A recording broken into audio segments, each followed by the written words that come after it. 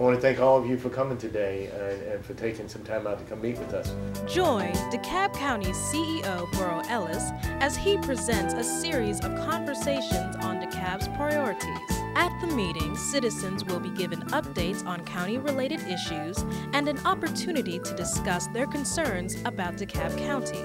The next meeting will take place Tuesday, March 5th in Tucker, Georgia.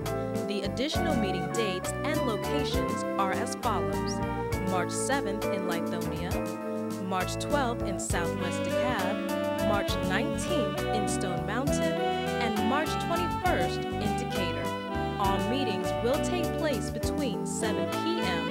and 8:30 p.m. For more information on this series or about a location to a meeting near you, please call 404-371-2881. All meetings are free and opened to the public.